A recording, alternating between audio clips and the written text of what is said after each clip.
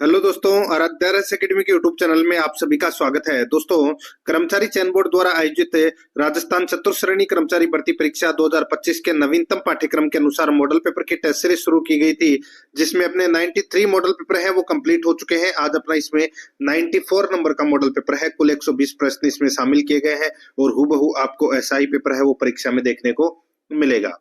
दोस्तों, अगर आपने पिछले 93 मॉडल पेपर अगर नहीं देखे हैं तो आप प्ले लिस्ट में जाइए, वहां पे आपको फोल्डर मिल जाएगा। चतुर्थ श्रेणी कर्मचारी मॉडल पेपर के नाम से वहां फोल्डर बना हुआ है। और दोस्तों, प्ले लिस्ट का जो लिंक है वो आपको डिस्क्रिप्शन में मिल जाएगा, तो आप वहां जाकर पिछले मॉडल पेपर का टेस्ट है वो अवश्य दें। आराध्या एकेडमी के यूट्यूब चैनल को अगर आपने अभी तक सब्सक्राइब नहीं किया तो सब्सक्राइब जरूर करें, बेल आइकन को दबाएं, क्लास को लाइक और अपने दोस्तों के पास में शेयर जरूर करें। तो चलिए दोस्तों, शुरू करते हैं। आज का अपना मॉडल पेपर नंबर है 94। देखिए, इसमें सबसे पहले मैं आपको संशोधित पाठ्यक्रम स्कीम है वो बता देता हूँ। 120 प्रश्न है वो परीक्षा में पूछे जाएंगे। 2 घंटे का पेपर है ये रहने वाला है। 70 प्रश्न जीके के, 15 प्रश्न इंग्लिश के, 15 प्रश्न मैथ के और 20 प्रश्न हिंदी व्याकरण से संबंधित पूछे जाएंगे। दोस्तों, 70 प्रश्न जो जीके के पूछे जाएंगे उसमें प्रश्नों का डिवाइडेशन है, मैं आपको बता देता हूं। जिसमें सबसे पहले अपन राजस्थान भूगोल के 20 प्रश्न है वो पढ़ेंगे सिलेबस के अकॉर्डिंग। पहला प्रश्न है, सिरोंज मिट्टी राजस्थान के किस जिले में मिलती है? बताइए, जो ये सिरोंज मिट्टी है ये राजस्थान में कहाँ पाई जाती है, कौन से जिले में पाई जाती है? तो यहाँ पर इसका राइट आंसर क्या हो जाएगा, वो है दोस्तों, देखिए जो मिट्टी है ये नागौर, पाली, अजमेर, जयपुर, डीडवाना, कुचामन, ब्यावर, इन जिलों में दोस्तों ये मिट्टी है वो पाई जाती है। तो यहाँ पर ऑप्शन के अनुसार जयपुर दे रखा है, तो यहाँ पर 2 नंबर का ऑप्शन राइट आंसर हो जाएगा। दोस्तों, ये जो सिरोंज में मिट्टी है इसके अंदर नाइट्रोजन और कार्बनिक पदार्थों की कमी होती है। इस कारण दोस्तों इसकी उर्वरक क्षमता है वो भी कम होती है और इसका रंग है वो पीला भूरा होता है। ये भी याद रखना है आपको। 2 नंबर ऑप्शन बिल्कुल सही। सेकंड नंबर का प्रश्न इसमें देखिए, राजस्थान की खारे पानी की सबसे बड़ी झील कौन सी है?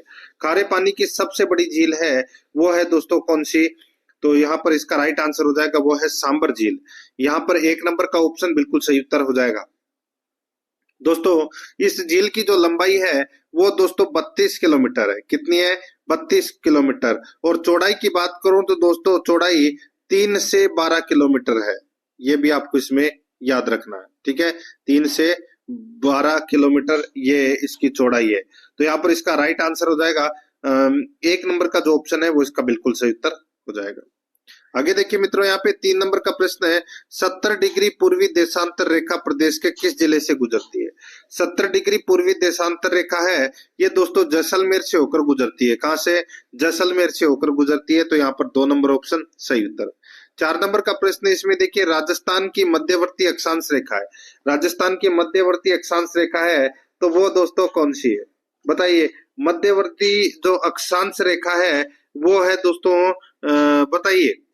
तो यहाँ पर इसका जो राइट आंसर हो जाएगा, मध्यवर्ती अक्षांश से रेखा पूछा है तो दोस्तों वो है 27 डिग्री उत्तरी अक्षांश। 27 डिग्री उत्तरी अक्षांश। तो यहाँ पर इसमें 1 नंबर का जो ऑप्शन है वो इसका बिल्कुल सही उत्तर इसमें हो जाएगा। दोस्तों, राजस्थान का जो राजस्थान का अक्षांशीय विस्तार है वो 23 डिग्री 3 मिनट से 30 डिग्री 12 मिनट तक है। तो मध्यवर्ती अक्षांश है वो क्या होगी? 27 डिग्री उत्तरी अक्षांश है। तो यहाँ पर इसमें राइट आंसर हो जाएगा 1 नंबर का ऑप्शन बिल्कुल सही। आगे देखिए, यहाँ पर है 5 नंबर का प्रश्न है, राज्य में सर्वाधिक जनघनत्व वाला जिला है। सर्वाधिक जनघनत्व वाला जिला कौन सा है? तो दोस्तों जयपुर है। जयपुर का जो जनघनत्व है वो दोस्तों 595 व्यक्ति प्रति वर्ग किलोमीटर में निवास करते हैं।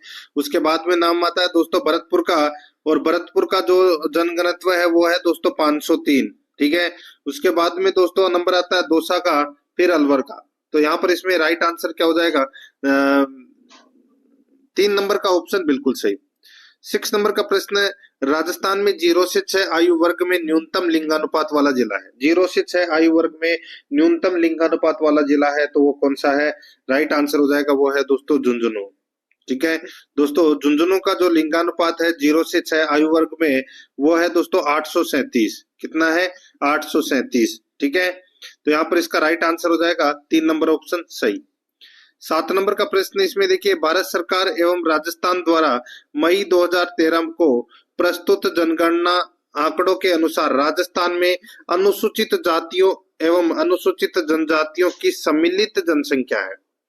भारत सरकार एवं राजस्थान द्वारा 25 मई 2013 को प्रस्तुत जनगणना आंकड़ों के अनुसार राजस्थान में अनुसूचित जातियों एवं अनुसूचित जनजातियों की सम्मिलित जनसंख्या है। तो दोस्तों इसका जो राइट आंसर हो जाएगा वो है इसमें 31.3%। दोस्तों 31.3% है यहाँ पर। इसमें एक नंबर का जो ऑप्शन है वो इसका बिल्कुल सही उत्तर हो जाएगा। ये आपको इसमें याद रखना है। देखिए राज्य की यानी कि राजस्थान की कुल जनसंख्या का दोस्तों 17.8% भाग है ये दोस्तों अनुसूचित जाति का यानी कि एससी का है, ठीक है। और अनुसूचित जनजाति का जो अनुपात है वो है दोस्तों 13.5%। अब आप इसको जोड़ लीजिए, इसको जोड़ोगे तो कितना आ जाएगा, 13 और 17 कितने 30 और 8 और 5 13 यानी कि 31.3। यहाँ पर इसमें एक नंबर का ऑप्शन बिल्कुल सही उत्तर हो जाएगा। बहुत ही शानदार लेवल का प्रश्न है। 8 नंबर का प्रश्न है इसमें देखिए, प्रदेश का वह जिला जहां से कोई राष्ट्रीय राजमार्ग नहीं गुजरता है। प्रदेश का वह जिला जहां से कोई राष्ट्रीय राजमार्ग नहीं गुजरता है। तो यहाँ पर इसका जो राइट आंसर हो जाएगा वो है देखिए सलुम्बर और डीग से दोस्तों कोई भी सलुम्बर और डीग जिलों में से कोई भी एनएच है वो नहीं गुजरता। तो यहाँ पर इसमें राइट आंसर हो जाएगा एक नंबर का जो ऑप्शन है वो इसका बिल्कुल सही उत्तर इसमें हो जाएगा। आगे देखिए 9 नंबर का प्रश्न है, राजस्थान में रेल मार्गों की कुल लंबाई कितनी है। राजस्थान में रेल मार्गों की जो कुल लंबाई है वो दोस्तों कितनी है, तो वो है मार्च 2024 तक की अगर मैं बात करूं तो दोस्तों 6135 किलोमीटर 6135 किलोमीटर है ये राज्य में रेल मार्गों की कुल लंबाई है, ठीक है। तो यहाँ पर इसमें सही उत्तर हो जाएगा एक नंबर का ऑप्शन बिल्कुल सही उत्तर हो जाएगा। यहाँ पे राजस्थान की बात कर रहा हूं मैं यहाँ पे।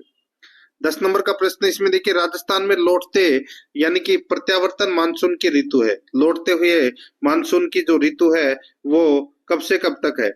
तो दोस्तों इसका जो राइट आंसर हो जाएगा, लौटता हुआ जो मानसून है उसकी प्रत्यावर्तन की जो प्रत्यावर्तन जो काल है वो होता है दोस्तों इसमें अक्टूबर से दिसंबर तक। तो यहाँ पर इसमें 2 नंबर का ऑप्शन सही उत्तर। 11 नंबर का प्रश्न है, आप राज्य आपदा मोचन निधि के अंतर्गत केंद्र और राज्य सरकार का योगदान किस अनुपात में होता है। राज्य आपदा मोचन निधि के अंतर्गत केंद्र और राज्य सरकार का योगदान किस अनुपात में होता है। तो बताइए कौन से अनुपात में होता है। तो यहाँ पर इसका जो राइट आंसर हो जाएगा वो है केंद्र है वो 75% और राज्य का दोस्तों 25% योगदान है वो रहता है अनुपात के अंदर। तो यहाँ पर इसमें सही उत्तर क्या हो जाएगा, 2 नंबर का जो ऑप्शन है वो इसका बिल्कुल सही 75:25, ठीक है। 12 नंबर का प्रश्न इसमें देखिए, डिक्की निर्माण क्या है। बताइए डिक्की निर्माण क्या है। तो दोस्तों ये नहर कमान क्षेत्र में फसलों और कृषि गतिविधियों के लिए अधिशेष जल बहाल करने का अभियान से संबंधित है दोस्तों ये डिग्गी निर्माण। तो यहाँ पर इसमें जहां पर पानी इकट्ठा किया जाता है दोस्तों नहर का, यहाँ पर इसमें 3 नंबर का जो ऑप्शन है वो इसका बिल्कुल सही उत्तर हो जाएगा इसमें। आगे देखिए 13 नंबर का प्रश्न है, बीसलपुर परियोजना का संबंध किस नदी से है। दोस्तों बीसलपुर परियोजना का जो संबंध है वो टोंक में है ये बीसलपुर परियोजना। और दोस्तों इससे जयपुर, ब्यावर, अजमेर को दोस्तों पेयजल उपलब्ध करवाया जाता है और टोंक जिले में दोस्तों सिंचाई हेतु जलापूर्ति भी होती है। तो यहाँ पर इसका राइट आंसर हो जाएगा बनास नदी पर है ये दोस्तों बीसलपुर परियोजना। तो यहाँ पर इसमें राइट आंसर हो जाएगा 2 नंबर का ऑप्शन बिल्कुल सही। आगे देखिए दोस्तों यहाँ पर 14 नंबर का प्रश्न है, भाखड़ा बहुउद्देशीय परियोजना किसका संयुक्त उपक्रम है। भाखड़ा बहुउद्देशीय परियोजना किसका संयुक्त है, बताइए किसका संयुक्त उपक्रम है। तो यहाँ पर इसका सही उत्तर हो जाएगा दोस्तों ये राजस्थान, पंजाब और हरियाणा का संयुक्त उपक्रम है दोस्तों। ये राजस्थान, पंजाब और हरियाणा का दोस्तों ये संयुक्त उपक्रम है। तो यहाँ पर इसका राइट आंसर क्या हो जाएगा, 2 नंबर का जो ऑप्शन है वो इसका बिल्कुल सही उत्तर इसमें हो जाएगा। आगे देखिए यहाँ पे 15 नंबर का प्रश्न है, राजस्थान में कर्क रेखा को 2 बार पार करने वाली नदी कौन सी है? ये तो सभी को पता होगा दोस्तों। दोस्तों वो है इसमें माही नदी। तो यहाँ पर इसका राइट आंसर हो जाएगा माही नदी, 2 नंबर का ऑप्शन बिल्कुल सही। आगे देखिए 16 नंबर का प्रश्न है, सोम निम्न में से किसकी सहायक नदी है? सोम किसकी सहायक नदी है? तो दोस्तों सोम है वो किसकी सहायक नदी है? तो इसका राइट आंसर हो जाएगा ये माही नदी की सहायक नदी है दोस्तों। माही नदी की और कौन कौन सी सहायक नदी है? तो दोस्तों सोम, जाखम, अनास, इरु, चाप, एराव, ये क्या है? ये माही नदी की क्या है? सहायक नदियां है। तो यहाँ पर इसका राइट आंसर क्या हो जाएगा? 2 नंबर का ऑप्शन बिल्कुल सही उत्तर इसमें हो जाएगा। आगे देखिए यहाँ पर 17 नंबर का प्रश्न है, राजस्थान के कौन से जिलों में खस घास उत्पादित होती है? राजस्थान के कौन से जिलों में खस घास उत्पादित होती है? तो इसका जो राइट आंसर हो जाएगा खस घास। दोस्तों ये खस घास है, ये भरतपुर, डीग, टोंक, सवाई माधोपुर, इन जिलों में दोस्तों ये मुख्यतः पाई जाती है। और दोस्तों इसमें इसके घास की जड़ों से दोस्तों इत्र भी बनाया जाता है। तो यहाँ पर इसका जो राइट आंसर हो जाएगा सवाई माधोपुर, भरतपुर, टोंक। तो 4 नंबर का जो ऑप्शन है वो इसका बिल्कुल सही उत्तर इसमें हो जाएगा। 18 नंबर का प्रश्न है, इसमें देखिए मुख्यतः दक्षिणी राजस्थान में पाए जाने वाले किस वृक्ष की पत्तियों का उपयोग बीड़ियां यानी कि बीड़ी उद्योग बनाने में किया जाता है? मुख्यतः दक्षिणी राजस्थान में पाए जाने वाले किस वृक्ष की पत्तियों का उपयोग बीड़ियां यानी कि बीड़ी उद्योग बनाने में किया जाता है? ये तो सभी को पता होगा दोस्तों, तेंदु वृक्ष की जो पत्तियां हैं उनसे दोस्तों बीड़ी बनाई जाती है। तो यहाँ पर इसमें राइट आंसर क्या हो जाएगा? 4 नंबर का जो ऑप्शन है वो इसका सही उत्तर हो जाएगा। आगे देखिए यहाँ पे 19 नंबर का प्रश्न है, वर्तमान में अरावली पर्वत विद्यमान है। वर्तमान में अरावली पर्वत विद्यमान है। तो यहाँ पर इसका राइट आंसर हो जाएगा अरावली पर्वत विद्यमान है। तो इसका सही उत्तर हो जाएगा वो है दोस्तों अपशिष्ट पर्वतों के क्षेत्र में दोस्तों ये विद्यमान है, अपशिष्ट पर्वतों के क्षेत्र में। यहाँ पर 3 नंबर का जो ऑप्शन है वो इसका बिल्कुल सही उत्तर इसमें हो जाएगा। आगे देखिए 20 नंबर का प्रश्न है, राजस्थान में खेड़ ब्रह्मा गुजरात सीमा से खेतड़ी तक अरावली पर्वतमाला की लंबाई कितनी है? दोस्तों यानी कि राजस्थान में खेड़ ब्रह्मा गुजरात सीमा से खेतड़ी तक अरावली की जो लंबाई है वो दोस्तों कितनी है? तो इसका जो राइट आंसर हो जाएगा, इसकी देखिए अरावली की जो कुल लंबाई है वो 692 किलोमीटर है, जिसमें से 80% हिस्सा है उसका राजस्थान में है, यानी कि 550 किलोमीटर इसका राइट आंसर हो जाएगा। तो यहाँ पर इसमें 2 नंबर का जो ऑप्शन है वो इसका बिल्कुल सही उत्तर हो जाएगा। अब देखिए अपन भाग 2 के अंदर राजस्थान कला संस्कृति से संबंधित 20 प्रश्न है वो पढ़ेंगे सिलेबस के अकॉर्डिंग। दोस्तों यहाँ पर 21 नंबर का प्रश्न है, अलाउद्दीन खिलजी के आक्रमण के समय रणथंबोर का शासक कौन था? अलाउद्दीन खिलजी के आक्रमण के समय रणथंबोर का शासक है वो कौन था? राइट आंसर हो जाएगा वो है दोस्तों हमीर। कौन था? हमीर हट। नाम तो सुना ही होगा, हमीर हट चढ़े न दूजी बार, तिरिया तेल हमीर हट चढ़े न दूजी बार। तो दोस्तों यहाँ पर हमीर है वो शासक था। यहाँ पर 1 नंबर का जो ऑप्शन है वो इसका बिल्कुल सही उत्तर हो जाएगा। आगे देखिए दोस्तों यहाँ पर 22 नंबर का प्रश्न है, मेवाड़ प्रजामंडल की स्थापना कब हुई? मेवाड़ प्रजामंडल की जो स्थापना है वो दोस्तों माणक्यलाल वर्मा के प्रयासों से की गई थी 1938 में। राइट आंसर हो जाएगा 24 अप्रैल 1938 को मेवाड़ प्रजामंडल की स्थापना हुई थी। 23 नंबर का प्रश्न है, इसमें देखिए रियासतों से संबंधित समस्याओं के समाधान के लिए रियासती विभाग की स्थापना कब की गई? दोस्तों रियासती विभाग की जो स्थापना है वो कब की गई? तो ये 5 जुलाई 1947 को 5 जुलाई 1947 को रियासती विभाग की स्थापना है वो की गई मित्रों। यहाँ पर 3 नंबर का ऑप्शन बिल्कुल सही उत्तर इसमें हो जाएगा। 24 नंबर का प्रश्न इसमें देखिए जयपुर फुट के जनक कौन थे? जयपुर फुट के जनक हैं वो कौन थे? इसका जो राइट आंसर हो जाएगा जयपुर फुट के जनक है वो दोस्तों डॉक्टर पी के सेठी थे। डॉक्टर पी के सेठी। तो यहाँ पर इसमें राइट आंसर क्या हो जाएगा? 4 नंबर का ऑप्शन बिल्कुल सही उत्तर हो जाएगा। दिव्यांगों यानी दिव्यांग जो होते हैं, ठीक है ना, दिव्यांगों के लिए नकली पैर विकसित किया था दोस्तों इन्होंने, ठीक है, पी के सेठी ने। तो यहाँ पर इसमें 4 नंबर का ऑप्शन बिल्कुल सही। 25 नंबर का प्रश्न है, वीर सतसई के लेखक है, वीर सतसई के लेखक है वो कौन है? तो यहाँ पर इसका राइट आंसर हो जाएगा वो है सूर्यमल मिश्रण है, वो वीर सतसई के लेखक है। यहाँ पर 2 नंबर का ऑप्शन बिल्कुल सही उत्तर हो जाएगा। 26 नंबर का प्रश्न है, किस लोक देवता की फड़ सबसे लंबी है?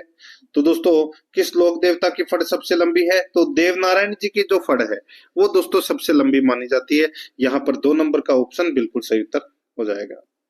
और 2 सितंबर 1992 को दोस्तों देवनारायण जी की फड़ पर 5 रुपए का डाक टिकट भी जारी किया गया था, ये भी आपको याद रखना है। 2 नंबर ऑप्शन सही। 27 नंबर का प्रश्न है, रावण हत्था निम्न में से किसका मुख्य वाद्य यंत्र है? बताइए, रावण हत्था निम्न में से किसका मुख्य वाद्य यंत्र है?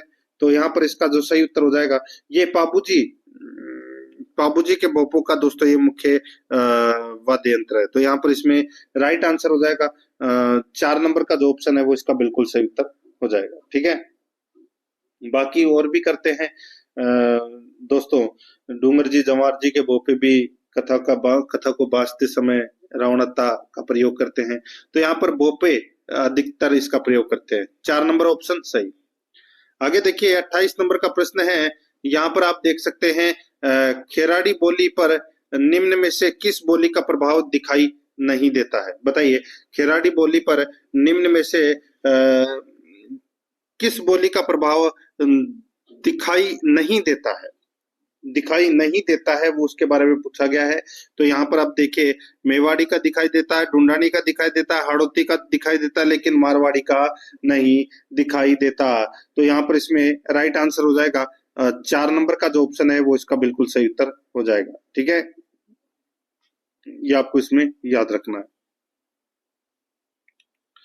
4 नंबर ऑप्शन बिल्कुल सही। आगे देखिए दोस्तों, यहाँ पर इसमें 29 नंबर का प्रश्न है, कच्ची घोड़ी नृत्य किस अवसर पर किया जाता है? कच्ची घोड़ी नृत्य किस अवसर पर किया जाता है? तो दोस्तों ये जो कच्ची घोड़ी नृत्य है ये शेखावाट क्षेत्र में दोस्तों विवाह के अवसर पर पुरुषों द्वारा 4-4 के 2 समूह बनाकर पैरों के बीच लकड़ी की बनी घोड़ी बांधकर किया जाता है। तो यहाँ पर इसका राइट आंसर क्या हो जाएगा? विवाह है। 3 नंबर का जो ऑप्शन है वो इसका बिल्कुल सही उत्तर इसमें हो जाएगा। आगे देखिए 30 नंबर का प्रश्न है, गणगौर त्योहार कितनी अवधि तक मनाया जाता है? बताइए गणगौर त्योहार कितनी अवधि तक मनाया जाता है? राइट आंसर हो जाएगा दोस्तों गणगौर का जो त्योहार है वो दोस्तों 18 दिन तक ये मनाया जाता है। यहाँ पर इसमें 3 नंबर का जो ऑप्शन है वो इसका सही उत्तर हो जाएगा, ये आपको इसमें याद रखना है। चैत्र कृष्ण प्रथम से चैत्र शुक्ल तृतीया तक दोस्तों ये गणगौर का त्योहार है वो मनाया जाता है। ठीक है, आगे देखिए दोस्तों यहाँ पर 31 नंबर का प्रश्न है, जच्चा लोकगीत किस अवसर पर गाया जाता है? जच्चा लोकगीत किस अवसर पर गाया जाता है? तो यहाँ पर इसमें राइट आंसर क्या हो जाएगा? वो है दोस्तों ये बालक के जन्म दोस्तों, यानी कि शिशु के जन्म के अवसर पर दोस्तों ये जच्चा गीत है वो गाया जाता है। तो यहाँ पर इसमें राइट आंसर क्या हो जाएगा? 4 नंबर का जो ऑप्शन है वो इसका सही। आगे देखिए 32 नंबर का प्रश्न है, बल्ल्या आभूषण कहाँ पहना जाता है? दोस्तों बल्ल्या आभूषण है ये कहाँ पर पहना जाता है? तो यहाँ पर इसका सही उत्तर हो जाएगा दोस्तों ये बल्ल्या आभूषण है ये हाथों में पहना जाता है। ठीक है, हाथों में पहना जाता है। तो यहाँ पर इसमें 2 नंबर का ऑप्शन बिल्कुल सही उत्तर इसमें हो जाएगा। आगे देखिए 33 नंबर का प्रश्न है, इसमें देखिए कुंभलगढ़ दुर्ग के प्रमुख शिल्पी कौन थे? कुंभलगढ़ दुर्ग के प्रमुख शिल्पी है वो कौन थे? तो यहाँ पर इसका राइट आंसर क्या हो जाएगा? वो है इसमें बताइए, कुंभलगढ़ दुर्ग के प्रमुख शिल्पी है वो कौन थे? तो इसका सही उत्तर हो जाएगा वो है मंडन थे। यहाँ पर इसमें 2 नंबर का जो ऑप्शन है वो इसका बिल्कुल सही उत्तर हो जाएगा मंडन। नेक्स्ट आगे देखिए 34 नंबर का प्रश्न है, राजपूत पेंटिंग शीर्षक नामक पुस्तक किसने लिखी? राजपूत पेंटिंग शीर्षक नामक पुस्तक है वो दोस्तों किसने लिखी? तो यहाँ पर इसका राइट आंसर हो जाएगा वो है दोस्तों देखिए आनंद कुमार स्वामी ने। दोस्तों आनंद कुमार स्वामी ने अपनी पुस्तक राजपूत पेंटिंग में दोस्तों राजस्थानी चित्रकला का दोस्तों विभाजन भी किया था, ये भी आपको याद रखना है। राजपूत पेंटिंग है वो किसकी पुस्तक है? तो ये आनंद कुमार स्वामी की दोस्तों ये पुस्तक है। तो यहाँ पर इसका सही उत्तर हो जाएगा 3 नंबर का जो ऑप्शन है वो इसका सही। आगे देखिए यहाँ पे 35 नंबर का प्रश्न है, निम्न में से किस ग्रंथ की रचना मारवाड़ के शासक अजित सिंह द्वारा नहीं की गई? निम्न में से किस ग्रंथ की रचना मारवाड़ के शासक है अजीत सिंह द्वारा नहीं की गई? तो यहाँ पर इसका इसका जो राइट आंसर हो जाएगा वो है इसमें दोस्तों, इसका सही उत्तर हो जाएगा, देखिए गुणसागर, गजुद्दार, भावविरीही, अजीत चरित्र। तो दोस्तों यहाँ पर इसका जो सही उत्तर हो जाएगा वो है इसमें इसका जो राइट आंसर हो जाएगा, देखिए अजीत सिंह के दरबारी कवि कवि भट्ट जगजीवन ने संस्कृत भाषा में अजीतोदय और बालकृष्ण दीक्षित ने दोस्तों संस्कृत भाषा में अजीत चरित्र की रचना की। ठीक है, तो यहाँ पर इसका जो अजीत सिंह द्वारा नहीं की गई ये आपको बताना था, तो यहाँ पर इसका जो सही उत्तर हो जाएगा वो है इसमें 4 नंबर का जो ऑप्शन है वो इसका बिल्कुल सही उत्तर हो जाएगा। अरे अजीत चरित्र की रचना है वो नहीं की थी, और अजीत चरित्र की जो रचना है वो बालकृष्ण दीक्षित ने की थी दोस्तों। ठीक है, बाकी तीनों अजीत सिंह के द्वारा की गई थी रचना। 4 नंबर ऑप्शन सही। आगे देखिए 36 नंबर का प्रश्न है, बेबान कला संबंधित है। तो दोस्तों ये बेबान कला किससे संबंधित है? ये संबंधित है दोस्तों काष्ठ कला से संबंधित है ये। ठीक है, तो यहाँ पर इसमें सही उत्तर हो जाएगा 4 नंबर का जो ऑप्शन है वो इसका बिल्कुल सही उत्तर इसमें हो जाएगा, काष्ठ कला से ये संबंधित है। ये आपको इसमें विशेष तौर पर याद रखना है। आगे देखिए दोस्तों यहाँ पर 37 नंबर का प्रश्न है, धौलपुर प्रजामंडल की स्थापना कब की गई? धौलपुर प्रजामंडल की जो स्थापना है वो दोस्तों कब की गई? तो यहाँ पर इसका जो सही उत्तर हो जाएगा, धौलपुर प्रजामंडल की जो स्थापना है वो दोस्तों 1938 में दोस्तों ज्वाला प्रसाद और कृष्णदत्त पालीवाल ने मिलकर धौलपुर प्रजामंडल की जो स्थापना है वो की थी। तो यहाँ पर इसका राइट आंसर हो जाएगा 2 नंबर का ऑप्शन बिल्कुल सही। 38 नंबर का प्रश्न है, बीकानेर के जूनागढ़ किले का निर्माण किसने करवाया? बीकानेर के जूनागढ़ किले का निर्माण है वो दोस्तों किसने करवाया था? तो यहाँ पर इसका जो सही उत्तर हो जाएगा, जूनागढ़ किले की अगर मैं यहाँ पे बात कर रहा हूं तो दोस्तों इसका जो सही उत्तर हो जाएगा वो है इसमें, देखिए राय सिंह, जो बीकानेर का शासक था राय सिंह, उन्होंने जूनागढ़ किले का निर्माण है वो करवाया था। और आप सभी को पता होगा राय सिंह को राजपूताने का करण कहते हैं। तो यहाँ पर इसका राइट आंसर हो जाएगा 2 नंबर का ऑप्शन बिल्कुल सही। आगे देखिए, चीर पटोरी क्या है? बताइए चीर पटोरी है वो क्या है? तो ये चीर पटोरी है ये क्या है? तो दोस्तों ये साड़ी है। क्या है? साड़ी है ये। यहाँ पर इसमें 1 नंबर का ऑप्शन बिल्कुल सही। 40 नंबर का प्रश्न है, इसमें देखिए अंग्रेजों से संधि करने वाला राजस्थान का प्रथम राज्य कौन सा था? बताइए अंग्रेजों से संधि करने वाला राजस्थान का प्रथम राज्य है वो कौन सा था? इसका सही उत्तर हो जाएगा वो है दोस्तों, वो था भरतपुर। यहाँ पर 1 नंबर का जो ऑप्शन है वो इसका सही उत्तर हो जाएगा भरतपुर। ये आपको इसमें याद रखना है। ठीक है, आगे देखिए, अब अपन भाग 3 के अंदर भारतीय संविधान से संबंधित 5 प्रश्न है वो सिलेबस के अकॉर्डिंग है वो पढ़ने जा रहे हैं। 5 प्रश्न अपन राजस्थान पॉलिटी के पढ़ेंगे और 5 प्रश्न है वो दोस्तों अपन भारतीय संविधान से संबंधित पढ़ेंगे। ठीक है, तो सबसे पहले अपन भारतीय पॉलिटी से संबंधित प्रश्न है वो पढ़ लेते हैं। यहाँ पर देखिए 41 नंबर का प्रश्न है, भारतीय संविधान की 10वीं अनुसूची का संबंध निम्न में से किससे है? बताइए 10वीं अनुसूची का जो संबंध है वो दोस्तों किससे है? तो यहाँ पर इसका जो राइट आंसर हो जाएगा, 10वीं अनुसूची का जो संबंध है वो है दोस्तों दल बदल विरोधी कानून से संबंधित है। 1 नंबर का जो ऑप्शन है वो इसका बिल्कुल सही उत्तर हो जाएगा। ये 52वां संविधान संशोधन 1985 के माध्यम से ये 10वीं अनुसूची है वो जोड़ी गई थी। तो यहाँ पर इसमें 1 नंबर का ऑप्शन बिल्कुल सही। आगे देखिए, भारतीय संविधान का मेग्ना कार्टा संविधान के किस भाग को कहा जाता है? बताइए भारतीय संविधान के भाग 3 को दोस्तों भारतीय संविधान का मेग्ना कार्टा है वो कहा जाता है। 3 नंबर का जो ऑप्शन है वो इसका बिल्कुल सही उत्तर इसमें हो जाएगा। ये आपको इसमें याद रखना है। ठीक है, आगे देखिए, भारत के प्रथम उप प्रधानमंत्री कौन थे? भारत के प्रथम उप प्रधानमंत्री है वो कौन थे? तो इसका राइट आंसर हो जाएगा सरदार वल्लभ भाई पटेल थे। कौन थे? सरदार वल्लभ भाई पटेल ये भारत के प्रथम उप प्रधानमंत्री थे। 4 नंबर का जो ऑप्शन है वो इसका बिल्कुल सही उत्तर इसमें हो जाएगा। ये आपको इसमें याद रखना है। ठीक है, आगे देखिए दोस्तों, यहाँ पर इसमें 44 नंबर का प्रश्न है, कोई विधेयक धन विधेयक है या नहीं, इसका निर्णय कौन करता है? कोई विधेयक धन विधेयक है या नहीं, उसका निर्णय है वो कौन करता है? इसका जो राइट आंसर हो जाएगा, उसका जो निर्णय है, निर्णय की अगर मैं बात करूं तो दोस्तों वो लोकसभा अध्यक्ष करता है इसका निर्णय। तो यहाँ पर इसमें 3 नंबर का जो ऑप्शन है वो इसका बिल्कुल सही उत्तर इसमें हो जाएगा, ये आपको इसमें याद रखना है। आगे देखिए 45 नंबर का प्रश्न है, भारत के सर्वोच्च न्यायालय में किस वर्ष में न्यायाधीशों की नियुक्ति के लिए कॉलेजियम व्यवस्था को अपनाया गया? बताइए, भारत के सर्वोच्च न्यायालय में किस वर्ष में न्यायाधीशों की नियुक्ति के लिए कॉलेजियम व्यवस्था को अपनाया गया? तो ये कॉलेजियम व्यवस्था को दोस्तों अपनाया गया है, ये 1993 में अपनाया गया था दोस्तों ये, ठीक है, कॉलेजियम व्यवस्था को। तो यहाँ पर इसमें 1 नंबर का जो ऑप्शन है वो इसका बिल्कुल सही उत्तर इसमें हो जाएगा।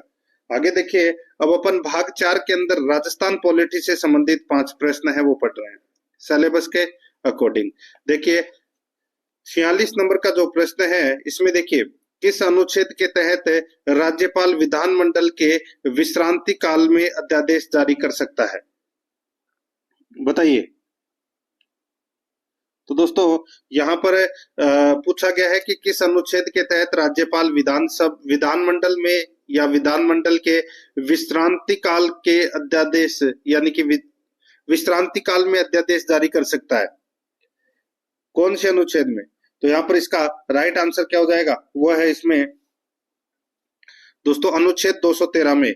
अनुच्छेद 213 में दोस्तों राज्यपाल है वो अध्यादेश जारी कर सकता है। तो यहाँ पर इसमें राइट आंसर हो जाएगा 3 नंबर का ऑप्शन बिल्कुल सही। आगे देखिए 47 नंबर का प्रश्न है, इसमें देखिए राज्य के मुख्यमंत्री के कर्तव्यों का उल्लेख किस अनुच्छेद में मिलता है? बताइए दोस्तों, राज्य के मुख्यमंत्री के कर्तव्यों का उल्लेख है वो कौन से अनुच्छेद में मिलता है? तो यहाँ पर इसका राइट आंसर क्या हो जाएगा, वो है दोस्तों इसमें अनुच्छेद 167, ठीक है, अनुच्छेद 167 में मुख्यमंत्री के संवैधानिक कर्तव्यों का उल्लेख मिलता है। यहाँ पर इसमें 2 नंबर का ऑप्शन राइट आंसर हो जाएगा। आगे देखिए 48 नंबर का प्रश्न है, राज्य विधान परिषद में राज्यपाल द्वारा कितने सदस्यों का मनोनयन किया जाता है? राज्य विधान परिषद में राज्यपाल द्वारा कितने सदस्यों का मनोनयन किया जाता है? तो यहाँ पर इसका राइट आंसर हो जाएगा, वो है 1/6 सदस्यों का दोस्तों मनोनयन है वो किया जाता है। यहाँ पर इसमें 4 नंबर का जो ऑप्शन है वो इसका बिल्कुल सही उत्तर हो जाएगा। 49 नंबर का प्रश्न इसमें देखिए, निम्न में से कौन सा राज्य के उच्च न्यायालय का मुख्य क्षेत्राधिकार नहीं है? कौन सा उच्च न्यायालय का मुख्य क्षेत्राधिकार नहीं है? तो यहाँ पर इसका राइट आंसर हो जाएगा, वो है दोस्तों देखिए प्रारंभिक क्षेत्राधिकार है, अभिलेख क्षेत्राधिकार है, रेट क्षेत्राधिकार है, लेकिन परामर्श संबंधी क्षेत्राधिकार है वो दोस्तों नहीं है। तो यहाँ पर इसमें 1 नंबर का जो ऑप्शन है वो इसका बिल्कुल सही उत्तर इसमें हो जाएगा। आगे देखिए 50 नंबर का प्रश्न है, राजस्थान सिविल सेवा प्राधिकरण निम्न में से कहाँ स्थित है? बताइए, राजस्थान में सिविल सेवा प्राधिकरण है वो दोस्तों कहाँ पर स्थित है? तो यहाँ पर इसका सही उत्तर हो जाएगा, वो है ये जयपुर में है। 1 नंबर का ऑप्शन बिल्कुल सही। अब अपन दोस्तों भाग 5 में सामान्य विज्ञान से संबंधित 5 प्रश्न है वो पढ़ेंगे सिलेबस के अकॉर्डिंग। देखिए 51 नंबर का प्रश्न है, निम्न में से कौन सा अंग मानव शरीर में पित्त का श्रावण करता है? बताइए, कौन सा अंग मानव शरीर में पित्त का श्रावण करता है? तो यहाँ पर इसका जो सही उत्तर हो जाएगा वो है इसमें यकृत में। यहाँ पर 3 नंबर का जो ऑप्शन है वो इसका बिल्कुल सही उत्तर हो जाएगा यकृत में। आगे देखिए 52 नंबर का प्रश्न है, मनुष्य के शरीर का तापमान होता है, मनुष्य के शरीर का तापमान कितना डिग्री होता है? तो मनुष्य के शरीर का तापमान है वो दोस्तों कितना 37 डिग्री सेल्सियस होता है। कितना? 37 डिग्री सेल्सियस होता है मनुष्य के शरीर का तापमान। तो यहाँ पर इसमें और फारेनहाइट में होता है 98.6 फारेनहाइट। तो यहाँ पर इसमें राइट आंसर 2 नंबर का ऑप्शन सही उत्तर हो जाएगा। आगे देखिए 53 नंबर प्रश्न है, स्वच्छ भारत मिशन की शुरुआत किस वर्ष में की गई थी? स्वच्छ भारत मिशन की जो शुरुआत है वो कब की गई थी? तो दोस्तों ये जो शुरुआत की गई थी ये 2014 में की गई थी। 2 नंबर का जो ऑप्शन है वो इसका बिल्कुल सही उत्तर हो जाएगा, 2014 में की गई थी। 54 नंबर का प्रश्न इसमें देखिए, अधातु जो बिजली का सुचालक है, अधातु जो बिजली का सुचालक है, तो यहाँ पर इसमें सही उत्तर हो जाएगा, वो है इसमें कौन सा? तो दोस्तों वो है ग्रेफाइट। ठीक है, ग्रेफाइट ये कार्बन का दोस्तों रूप है जो अधातु होते हुए भी बिजली का सुचालक होता है। तो यहाँ पर इसमें राइट आंसर क्या हो जाएगा, 1 नंबर का जो ऑप्शन है उसका सही उत्तर। 55 नंबर प्रश्न इसमें देखिए, आंख का कौन सा भाग प्रकाश की मात्रा को नियंत्रित करता है? बताइए, आंख का कौन सा भाग प्रकाश की मात्रा को नियंत्रित करता है? तो यहाँ पर इसमें सही उत्तर क्या हो जाएगा, बताइए। तो इसका सही उत्तर हो जाएगा वो है दोस्तों आइरिस। यहाँ पर 3 नंबर का जो ऑप्शन है वो इसका बिल्कुल सही उत्तर हो जाएगा आइरिस। आगे देखिए, अब अपन भाग 6 के अंदर दोस्तों भारतीय करंट अफेयर से संबंधित 5 प्रश्न है वो पढ़ेंगे। भारतीय करंट अफेयर से संबंधित दोस्तों 5 प्रश्न है वो अपन इसमें पढ़ने जा रहे हैं। देखिए 56 नंबर का प्रश्न है, इसरो द्वारा स्पेडेक्स मिशन किस रॉकेट द्वारा प्रक्षेपित किया गया? इसरो द्वारा स्पेडेक्स मिशन किस रॉकेट द्वारा प्रक्षेपित किया गया?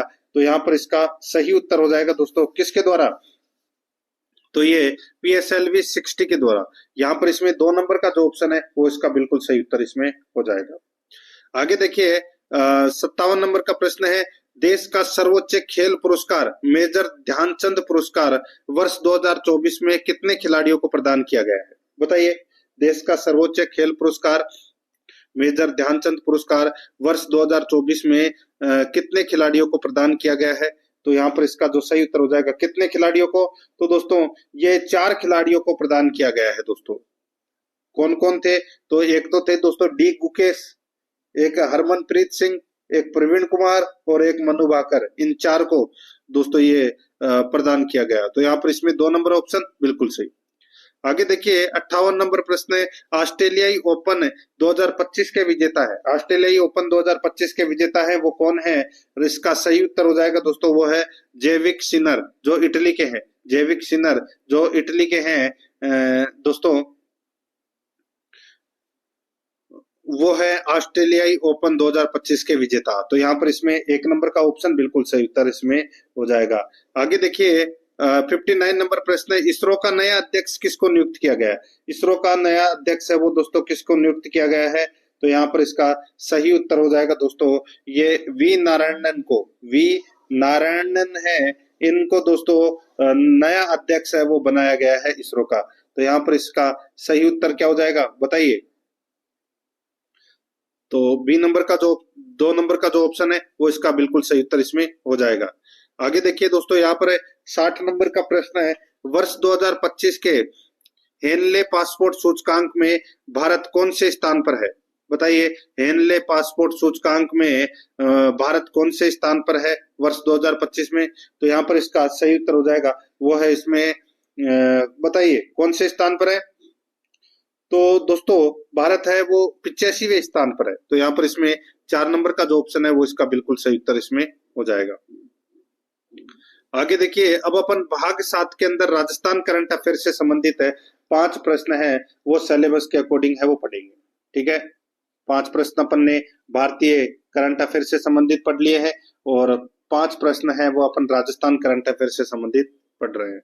देखिए 61 नंबर का प्रश्न है, भारत का पहला स्टेट स्पोर्ट्स इंस्टीट्यूट किस जिले में बनाया जा रहा है? बताइए, भारत का पहला स्टेट स्पोर्ट्स इंस्टीट्यूट किस जिले में बनाया जा रहा है? तो दोस्तों ये बनाया जा रहा है जोधपुर में। कहां पर बनाया जा रहा है?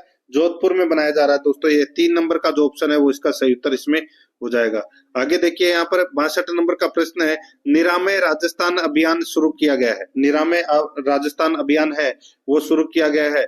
तो यहाँ पर इसका सही उत्तर हो जाएगा वो है 7 अप्रैल 2025 से शुरू किया गया है दोस्तों ये निरामय राजस्थान अभियान। 4 नंबर ऑप्शन बिल्कुल सही।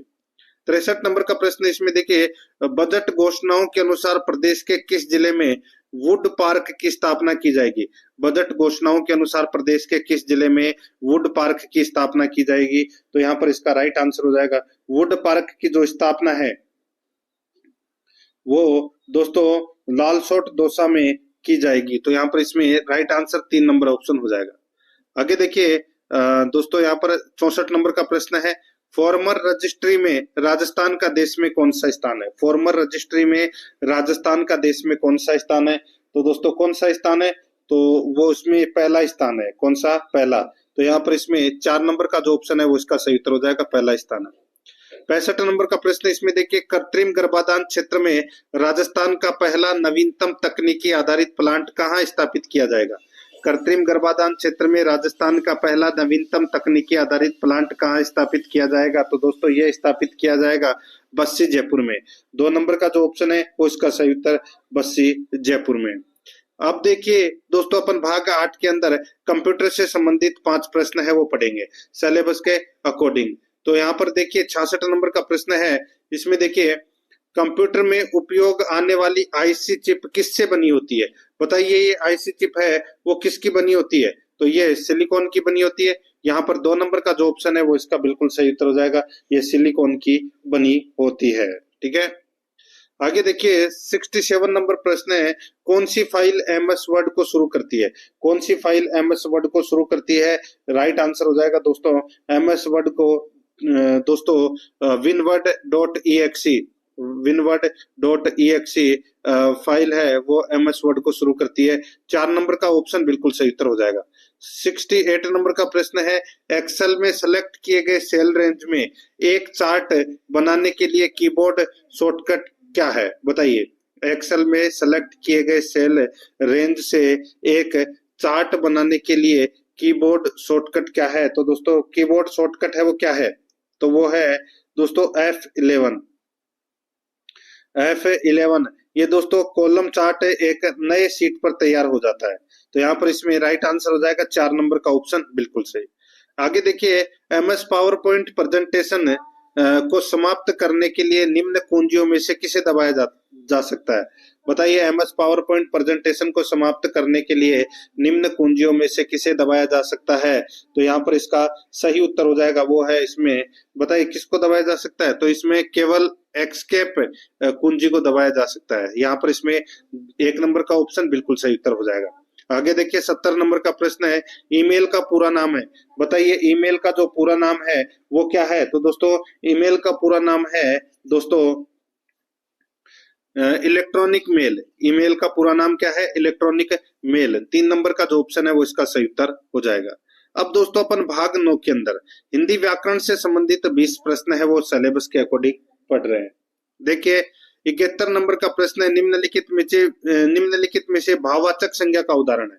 बताइए भारतीय, भारत, भारतीयता, भारतवर्ष।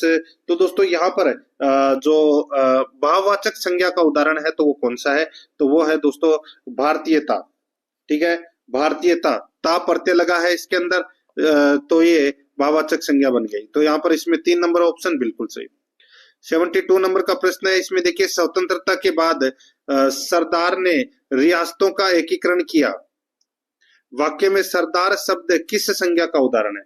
सरदार शब्द किस संज्ञा का उदाहरण है? तो इसका जो राइट आंसर हो जाएगा, सरदार वल्लभ भाई पटेल, नाम तो सुना ही होगा आपने, तो उनके आगे सरदार लगता है तो सरदार है दोस्तों, ये व्यक्तिवाचक संज्ञा है। ये क्या है? व्यक्तिवाचक संज्ञा। तो यहाँ पर इसमें 3 नंबर ऑप्शन सही। आगे देखिए 73 नंबर का प्रश्न है, किसी निश्चित व्यक्ति, वस्तु, घटना या कर्म के लिए प्रयुक्त होने वाले सर्वनाम क्या कहलाते हैं? किसी निश्चित व्यक्ति, वस्तु, घटना या कर्म के लिए प्रयुक्त होने वाले सर्वनाम क्या कहलाते हैं? तो दोस्तों क्या कहलाते हैं? तो वो कहलाते हैं दोस्तों निश्चयवाचक सर्वनाम कहलाते हैं। यहाँ पर 2 नंबर का जो ऑप्शन है वो इसका बिल्कुल सही उत्तर हो जाएगा, निश्चयवाचक सर्वनाम कहलाते हैं। 74 नंबर का प्रश्न, इसमें देखिए वे क्रियाएं जो संज्ञा या विशेषण से बनती हैं कहलाती है। वे क्रियाएं जो संज्ञा या विशेषण से बनती है कहलाती है, तो वो क्या कहलाती है? तो दोस्तों वो नाम धातु क्रिया कहलाती है, नाम धातु क्रिया। 3 नंबर का जो ऑप्शन है वो इसका बिल्कुल सही उत्तर हो जाएगा। आगे देखिए 75 नंबर का प्रश्न है, दांत, नीम और पहर जैसे शब्दों को कहते हैं। दांत, नीम और पहर जैसे शब्दों को क्या कहते हैं? तो दोस्तों इन शब्दों को तद्भव शब्द कहते हैं। ये तद्भव शब्द है दोस्तों, ठीक है, तद्भव शब्द। यहाँ पर इसमें राइट आंसर हो जाएगा 2 नंबर का ऑप्शन बिल्कुल सही। ये जैसे दांत है तो दांत का तत्सम क्या बनेगा? दंत बनेगा। ठीक है, नीम का क्या बनेगा? निम्ब बनेगा। और पहर का प्रहर बनेगा तत्सम। तो यहाँ पर इसमें 2 नंबर ऑप्शन सही। नेक्स्ट आगे देखिए पुर के साथ में 2 विसर्ग लगा हुआ है, तो यानी कि पुरह प्लस पुरस्कृत का संधि रूप होगा। तो दोस्तों इसका संधि रूप है वो क्या होगा? तो इसका संधि रूप हो जाएगा दोस्तों पुरस्कृत। विसर्ग संधि का दोस्तों इसमें क्या हुआ है? प्रयोग हुआ है। तो यहाँ पर इसमें राइट आंसर 3 नंबर ऑप्शन हो जाएगा। आगे देखिए 77 नंबर प्रश्न है, संज्ञा से बना विशेषण नहीं है। संज्ञा से बना विशेषण नहीं है, तो यहाँ पर इसका राइट आंसर क्या हो जाएगा? वो है इसमें संज्ञा से बना विशेषण नहीं है, तो यहाँ पर इसका सही उत्तर हो जाएगा वो है दोस्तों, देखिए बाहरी। यहाँ पे लालची में हो जाएगा दोस्तों लालच प्लस ही, धार्मिक धार्मिक में हो जाएगा दोस्तों धर्म प्लस ही के, चचेरा में हो जाएगा चाचा प्लस एरा, ठीक है, लेकिन बाहरी में नहीं होता दोस्तों। तो यहाँ पर इसमें 4 नंबर ऑप्शन सही। आगे देखिए संकर्षण में उपसर्ग है, तो दोस्तों इसमें कौन सा उपसर्ग हो जाएगा? तो इसमें सम उपसर्ग हो जाएगा। तो यहाँ पर इसमें राइट आंसर क्या हो जाएगा? 3 नंबर का जो ऑप्शन है वो इसका बिल्कुल सही उत्तर इसमें हो जाएगा, सम उपसर्ग है। आगे देखिए अन्य प्रत्यय से रहित शब्द है, अन्य प्रत्यय से रहित शब्द है वो कौन सा है? तो यहाँ पर इसका राइट आंसर क्या हो जाएगा? वो है दोस्तों इसमें देखिए कथनीय, ग्रहणीय, करणीय, पठनीय, आदरणीय, ये क्या है? तो दोस्तों ये अन्य प्रत्यय वाले शब्द हैं। यहाँ पर पाणिनीय, पाणिनीय नहीं होता दोस्तों, ठीक है। तो यहाँ पर इसमें पाणिनी प्लस ई है, अन्य नहीं है प्रत्यय इसमें। तो यहाँ पर इसमें 2 नंबर का ऑप्शन बिल्कुल सही उत्तर हो जाएगा। आगे देखिए द्रौपदी का पर्यायवाची नहीं है, बताइए द्रौपदी का पर्यायवाची कौन सा नहीं है? तो दोस्तों द्रौपदी का जो पर्यायवाची है वो नहीं है पूछा है, तो कौन सा नहीं है?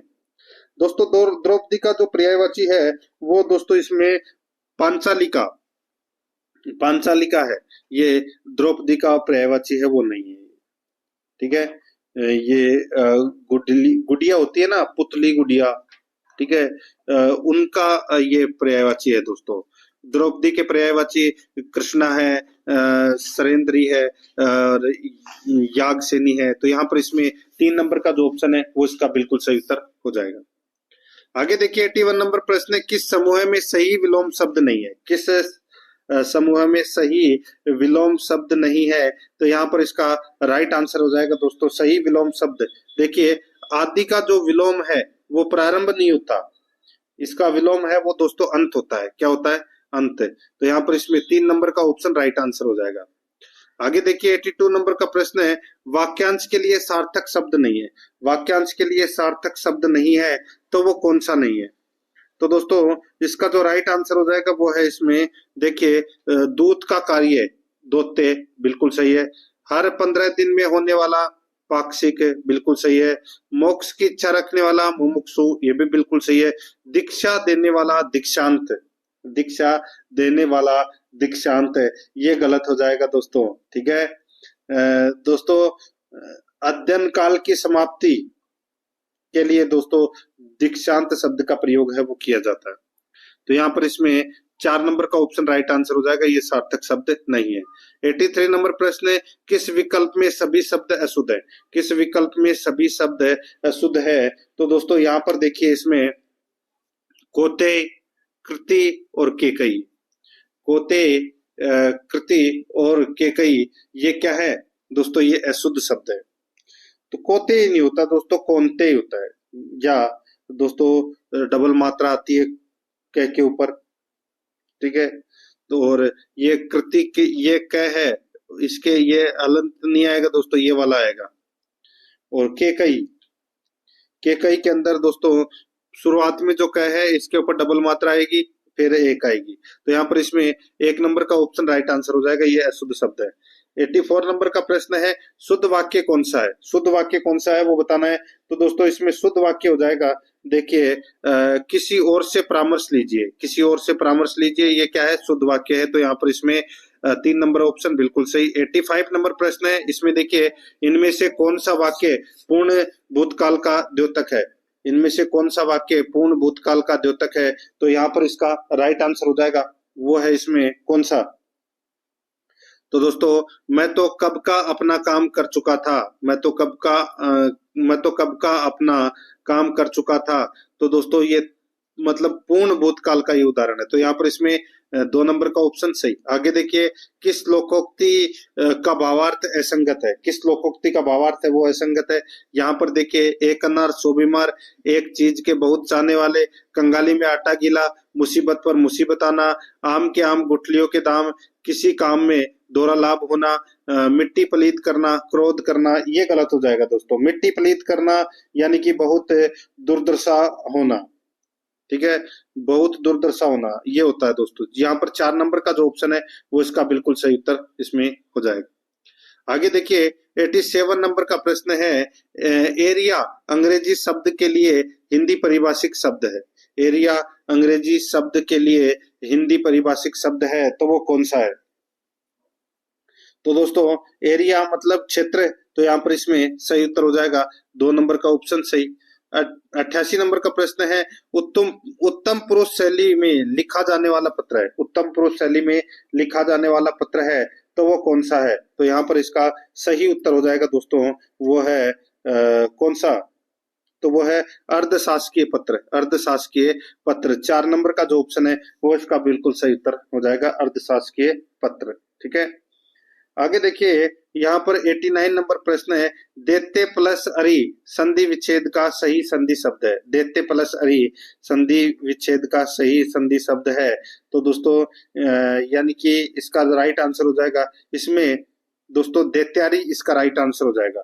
ठीक है, दैत्यारी, और इसमें दैत्य प्लस अरि इसके अंदर दोस्तों दीर्घ संधि का प्रयोग हुआ है। तो यहाँ पर इसमें 3 नंबर ऑप्शन सही। 90 नंबर का प्रश्न है, जिन शब्दों के एक से अधिक अर्थ होते हैं वे कहलाते हैं, तो वो क्या कहलाते हैं? वे कहलाते हैं दोस्तों अनेकार्थी शब्द। क्या कहलाते हैं? अनेकार्थी शब्द कहलाते हैं। 4 नंबर का ऑप्शन बिल्कुल सही उत्तर हो जाएगा। अब अपन भाग 10 के अंदर दोस्तों इंग्लिश ग्रामर से संबंधित 10 प्रश्न है, सॉरी 15 प्रश्न है। इंग्लिश ग्रामर से संबंधित है दोस्तों, अपन 15 प्रश्न है वो सिलेबस के अकॉर्डिंग पढ़ेंगे। देखिए, यहाँ पे 91 नंबर का प्रश्न है, students are doing a lot of work, इसका पेसिव बनाइए। Student are doing a lot of work, इसका जो पेसिव बनेगा, इसका पेसिव बनेगा दोस्तों, देखिए, a lot of work is being done by the students. तो यहाँ पर इसमें 3 नंबर का ऑप्शन बिल्कुल सही उत्तर हो जाएगा। ठीक है, आगे देखिए, यहाँ पे 92 नंबर का प्रश्न है, my father bot me A good watch. My father bought me a good watch. The passive voice from of the above sentence will be, यानी कि इसका पेसिव क्या बनेगा? My father bought me a good watch। तो यहाँ पर इसका right answer हो जाएगा, देखिए इसमें वाक्य में सेकंड फॉर्म को चेंज कर देंगे, ठीक है, थर्ड फॉर्म में, और वाज वर्ग का प्रयोग करेंगे इसमें। तो यहाँ पर इसका राइट आंसर हो जाएगा, a good watch was bought for me by my father. तो यहाँ पर इसमें सही उत्तर क्या हो जाएगा? वो है 2 नंबर का जो ऑप्शन है वो इसका बिल्कुल सही। नेक्स्ट आगे देखिए, 93 नंबर प्रश्न है, identify the tense of the following. Identify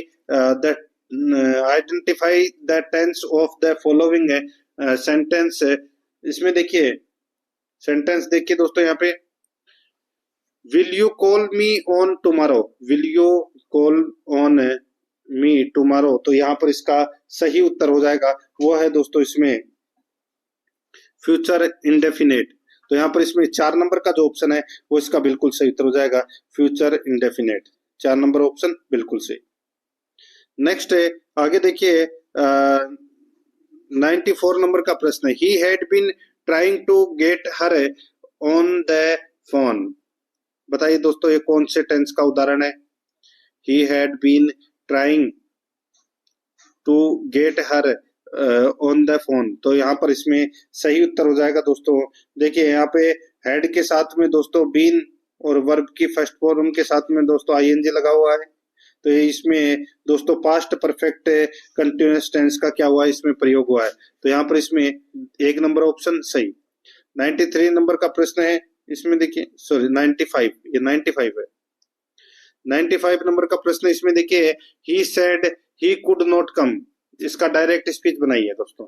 he said he could not come, तो इसका डायरेक्ट स्पीच बनेगा दोस्तों, देखिए कुड नॉट के स्थान पर रिपोर्टेड स्पीच में दोस्तों कैन नॉट प्रयुक्त है, वो हो जाएगा। तो यहाँ पर इसमें he said I can not come. तो यहाँ पर इसका राइट आंसर हो जाएगा 2 नंबर का जो ऑप्शन है वो इसका सही उत्तर इसमें हो जाएगा। आगे देखिए 96 नंबर का प्रश्न है change the narration, change the narration. इसमें देखिए must you go so soon I said, must you go so soon I said. तो यहाँ पर इसमें सही उत्तर क्या हो जाएगा, वो है दोस्तों इसमें देखिए इसमें नरेशन के केस में दोस्तों मस्ट यूज हुआ है, तो दोस्तों मस्ट के स्थान पर दोस्तों अपन हैड टू लिख देंगे। तो दोस्तों यहाँ पर इसका राइट आंसर हो जाएगा I asked him if he had to go so soon. तो यहाँ पर इसमें 4 नंबर का ऑप्शन बिल्कुल सही। 97 नंबर का प्रश्न इसमें देखिए choose the part of the following sentence that is grammatically incorrect. दोस्तों अपने को बताना है कि ग्रामर की दृष्टि से कौन सा इसमें इनकरेक्ट सेंटेंस में है। दोस्तों यहाँ पर देखिए solving this problem has taken me more longer that I expected. बताइए। तो दोस्तों यहाँ पर इसका जो राइट आंसर हो जाएगा वो है इसमें कौन सा, तो दोस्तों इसका जो सही उत्तर हो जाएगा वो है इसमें दोस्तों देखिए इसमें मोर लॉन्गर दे रखा है, मोर लॉन्गर है वो दोस्तों एक सही प्रेडिकेट है, वो नहीं है दोस्तों, ठीक है। तो यहाँ पर इसमें केवल लॉन्गर का यूज होगा, मोर का प्रयोग है वो नहीं होगा। तो यहाँ पर मोर लॉन्गर है वो इसमें गलत है। 3 नंबर का ऑप्शन बिल्कुल सही। आगे देखिए 98 नंबर का प्रश्न है how fast she runs change into assertive, how fast he runs change into assertive. तो दोस्तों इसका राइट आंसर हो जाएगा देखिए असर्टिव वाक्य बनाने के लिए दोस्तों हाउ को हटाकर दोस्तों अपन प्रोनाउन से इसकी शुरुआत करेंगे। तो यहाँ पर है सी रन्स वेरी फास्ट, इसका राइट आंसर हो जाएगा सी रन्स वेरी फास्ट। यहाँ पर 2 नंबर का ऑप्शन सही। नेक्स्ट आगे देखिए यहाँ पर है दोस्तों shut the door, this is an example of a. बताइए शट द डोर, तो दोस्तों ये एग्जाम्पल किसका है ये, तो दोस्तों ये एग्जाम्पल है ये इंपरेटिव सेंटेंस का दोस्तों ये एग्जाम्पल है। 3 नंबर ऑप्शन बिल्कुल सही उत्तर हो जाएगा। 100 नंबर का प्रश्न है इसमें देखिए व्हाट डज नोटिस से, व्हाट डज नोटिस से। तो यहाँ पर इसमें सही उत्तर क्या हो जाएगा, वो है दोस्तों देखिए वाक्य में नोटिस को दोस्तों प्रिंट आउट है बुक कर रहे हैं इसलिए दैट आएगा इसमें, ठीक है, दैट नोटिस से आएगा यहाँ पे। 2 नंबर का ऑप्शन बिल्कुल सही उत्तर इसमें हो जाएगा। आगे देखिए 101 नंबर का प्रश्न है my father is SP, my father is SP. तो दोस्तों यहाँ पर इसमें राइट आंसर क्या आ जाएगा, तो दोस्तों इसमें देखिए एनएसपी आएगा, एनएसपी। तो यहाँ पर इसमें 2 नंबर का ऑप्शन सही। 102 नंबर प्रश्न है ही रूल्स ए वेस्ट एम्पायर, ही रूल्स ए वेस्ट एम्पायर। तो यहाँ पर इसका राइट आंसर हो जाएगा वो है इसमें ओवर ए वेस्ट एम्पायर। तो यहाँ पर इसमें 3 नंबर का ऑप्शन बिल्कुल सही उत्तर हो जाएगा। 103 नंबर का प्रश्न इसमें देखिए match the given words with their दोस्तों करस्पॉन्डिंग वर्ड। दोस्तों अपने को यहाँ पे देखिए एक तरफ इंग्लिश वर्ड दे रखे हैं दूसरी तरफ हिंदी में दे रखे हैं, अपने को मिलान करना है। डायरेक्टर, डायरेक्टर किसको बोलते हैं दोस्तों, डायरेक्टर निर्देशक को बोलते हैं, किसको, निर्देशक को। और अकाउंटेंट किसको बोलते हैं, अकाउंटेंट बोलते हैं दोस्तों लेखाकार को, लेखाकार को, ठीक है। और दोस्तों यहाँ पर देखिए इन सबॉर्डिनेशन, इन सबॉर्डिनेशन इसका अर्थ होता है दोस्तों अवज्ञा, क्या होता है, अवज्ञा। और रिसोर्सेज ये बोलते हैं दोस्तों संसाधन को। तो यहाँ पर इसमें राइट आंसर क्या हो जाएगा 3 4 1 2, 3 4 1 2, 3 4 1 2 इसका बिल्कुल सही उत्तर हो जाएगा। 3 4 1 2 कौन से ऑप्शन में है, देखिए 3 4 1 2 3 नंबर का जो ऑप्शन है वो इसका बिल्कुल सही उत्तर हो जाएगा। आगे देखिए दोस्तों यहाँ पर इसमें 104 नंबर का प्रश्न है सुबह से बारिश हो रही है, इसका इंग्लिश ट्रांसलेशन करना है। सुबह से बारिश हो रही है इसका इंग्लिश ट्रांसलेशन करना है, तो क्या हो जाएगा इसका इंग्लिश ट्रांसलेशन, तो यहाँ पर इसका सही उत्तर हो जाएगा वो है दोस्तों it is raining since morning. 2 number का जो ऑप्शन है वो इसका बिल्कुल सही उत्तर हो जाएगा। 105 नंबर का प्रश्न है इसमें देखिए choose the correctly punctuated sentence, choose the correct choose the correctly punctuated sentence है। तो यहाँ पर इसका राइट आंसर क्या हो जाएगा, वो है इसमें दोस्तों माय नेम इज राहुल, ये इसका राइट आंसर हो जाएगा। 3 नंबर का जो ऑप्शन है वो इसका बिल्कुल सही उत्तर इसमें हो जाएगा।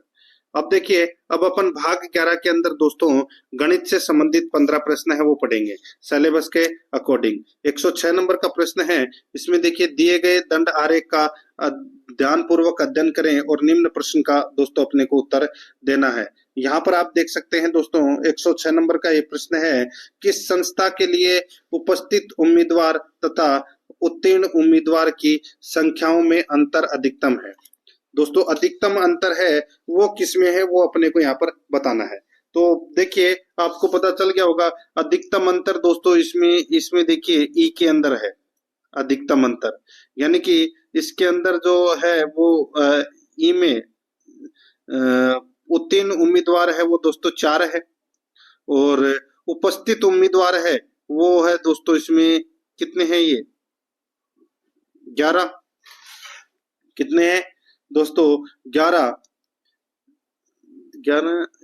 और ये कितने हैं, ये दोस्तों 3 है। हाँ ये दोस्तों 3 है, यानी कि उत्तीर्ण उम्मीदवार है वो दोस्तों 3 है। और यहाँ पर देख सकते हैं ये देखिए ये रे नीचे की तरफ उत्तीर्ण उपस्थित उम्मीदवार और उत्तीर्ण उम्मीदवार का कौन सा डायग्राम है।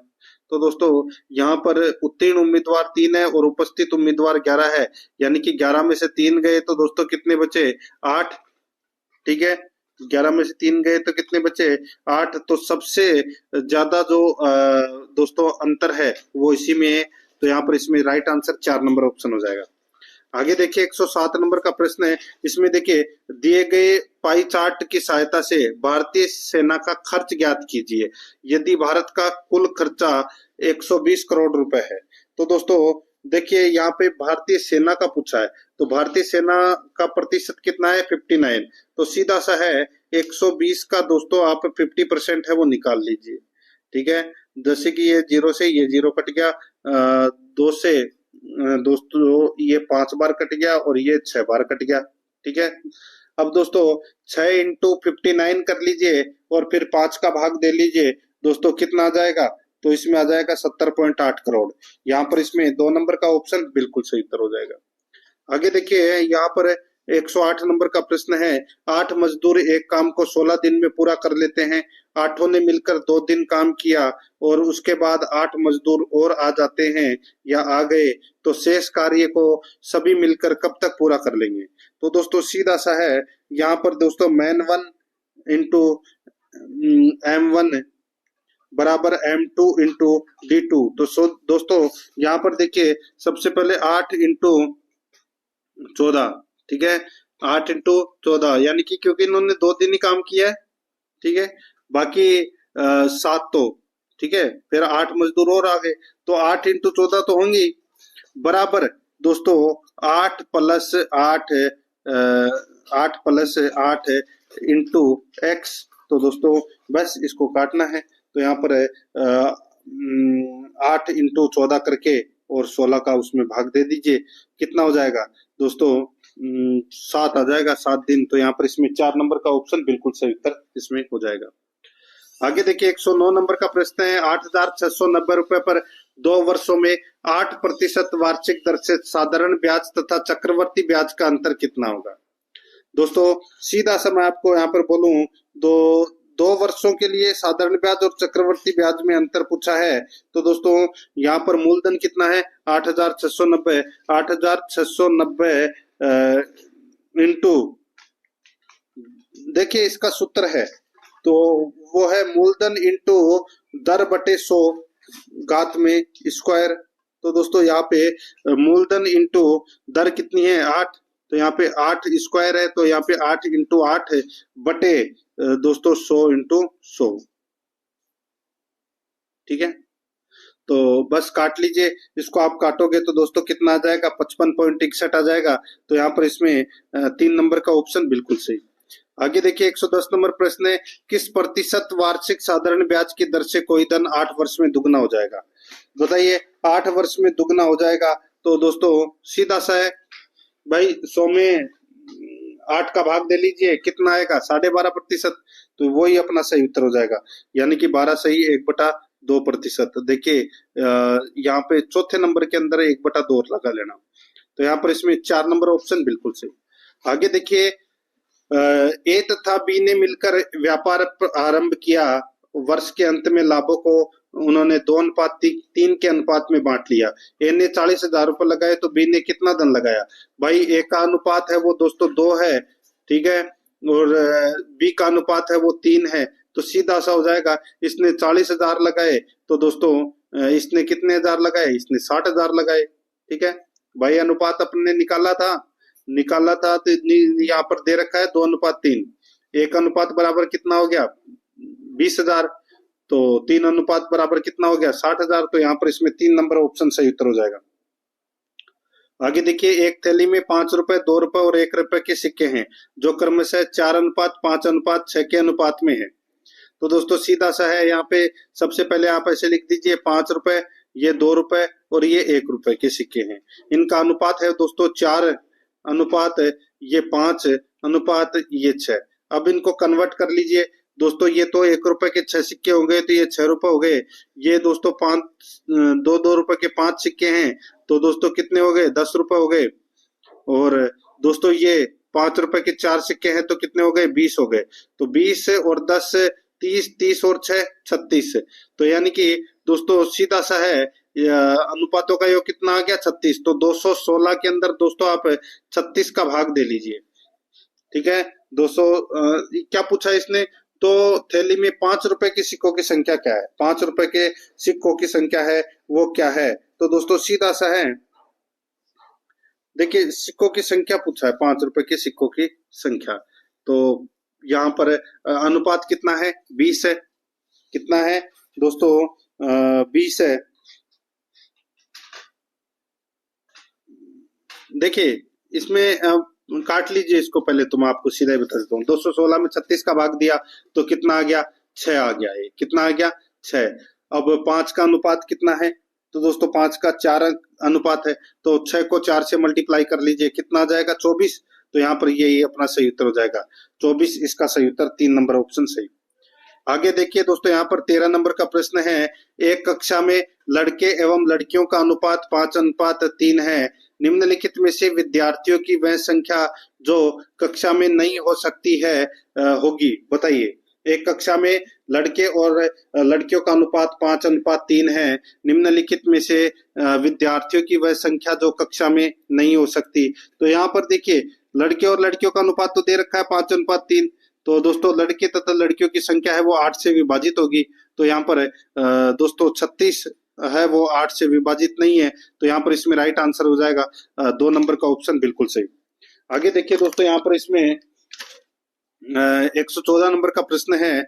एक खिलौने को 1440 में बेचने पर 10% की हानि होती है, उसे कितने रुपए में बेचा जाए कि उसे 15% का लाभ हो? सीधा सा हो जाएगा दोस्तों, यहाँ पे 1440 इंटू 110 बटे नहीं 15% का लाभ चाहिए ना, 115/90। बस सीधा सा राइट आंसर आ जाएगा। आप इसको काटोगे तो दोस्तों कितना हो जाएगा?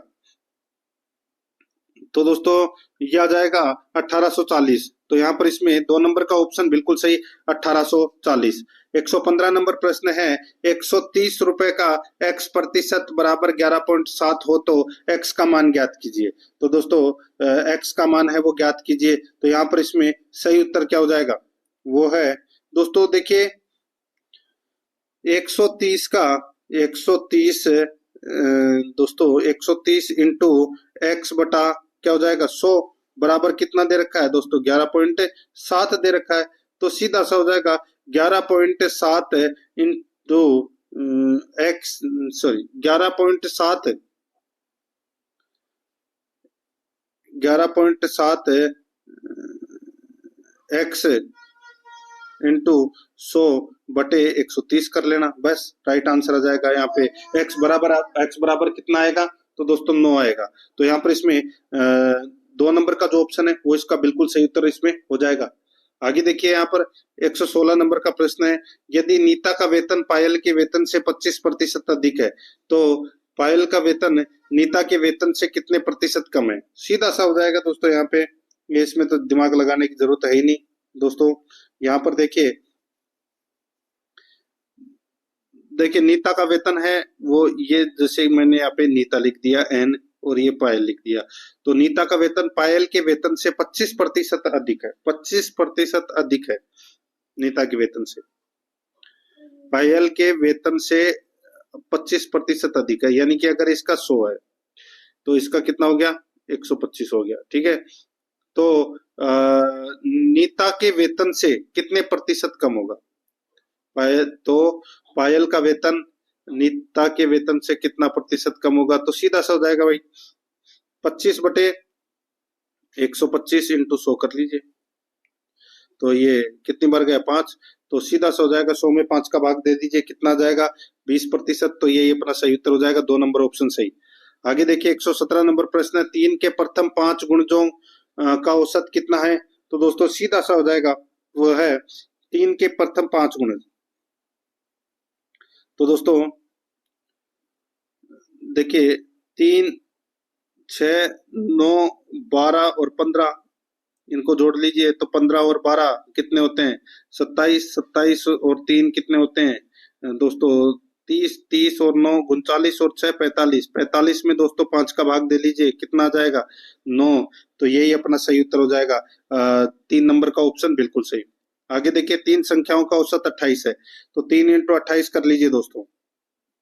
ठीक है, पहली संख्या दूसरी संख्या से आती है, पहली संख्या है वो दूसरी संख्या से आती है, तथा तीसरी संख्या दूसरी संख्या से दोगुनी है, तो तीसरी संख्या क्या होगी? तो दोस्तों यहाँ पर मान लीजिए कि दूसरी संख्या है वो 2x है, दूसरी संख्या है वो दोस्तों 2x है, तो पहली संख्या क्या हो जाएगी दोस्तों, पहली संख्या है वो x हो जाएगी।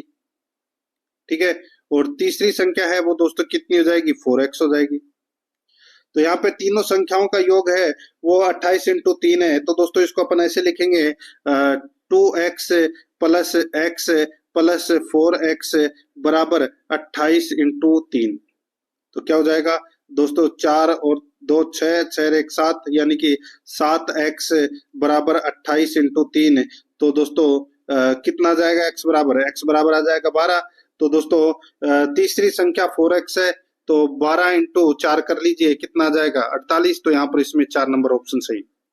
आगे देखिए दो संख्याओं में 3:5 का अनुपात है तथा उनका लघुत्तम समापवर्ती 30 है, इनमें छोटी संख्या क्या है? इनमें छोटी संख्या क्या है? तो दोस्तों सीधा सा है, 3:5 दे रखा है, तो दोस्तों 3x और 5x हो जाएगा। ठीक है, तो यहाँ पर हो जाएगा दोस्तों 3x, यानी कि 3x इंटू 5x बराबर कितना हो जाएगा, 300 इंटू x। तो यहाँ पर 3 तिया 15, 15 का भाग दे लीजिए दोस्तों 30 में, कितनी बार गया, तो दोस्तों 20 बार। ठीक है, तो 20 बार। अब यहाँ पर अपन क्या करेंगे, छोटी संख्या कौन सी है दोस्तों, 3, तो यहाँ पर 3 से मल्टीप्लाई कर देंगे उसको, तो कितना आ जाएगा 60। तो यहाँ पर इसमें 1 नंबर ऑप्शन सही। आगे देखिए ए किसी काम को 12 दिन में कर सकता है, बी ए से 60% अधिकतम है, बी इसे पूरा कर लेगा दिन में, बताइए। देखिए ए की कार्य समाप्ति में लगा समय है वो दोस्तों 12 दिन का है, तो बी ए से 60% अधिक दक्ष है, तो दोस्तों क्या हो जाएगा, बी द्वारा कार्य समाप्ति हेतु लिया गया समय, तो ये हो जाएगा 12 इंटू दोस्तों 60/100 कर लीजिए, तो कितना हो जाएगा दोस्तों 7 सही 1/2 दिन। तो यहाँ पर इसमें सही उत्तर हो जाएगा वो है दोस्तों 7 सही 1/2 दिन, इसका सही उत्तर हो जाएगा। ठीक है, तो यहाँ पर इसमें 4 नंबर का ऑप्शन बिल्कुल सही उत्तर इसमें हो जाएगा। तो दोस्तों इसी के साथ मैंने आपको ये मॉडल पेपर कंप्लीट करवा दिया है। प्रश्न आपको कैसे लगे कमेंट में जरूर बताएं, और अध्यारस एकेडमी के यूट्यूब चैनल को अगर आपने अभी तक सब्सक्राइब नहीं किया तो सब्सक्राइब जरूर कर लें, बेल आइकन को दबाएं ताकि नोटिफिकेशन है वो आप सभी के पास में निरंतर पहुंचता रहे। क्लास को लाइक नहीं किया तो क्लास को लाइक करें और अपने दोस्तों के पास में शेयर जरूर करें। मिलते हैं दोस्तों नेक्स्ट क्लास में। जय हिंद, जय भारत।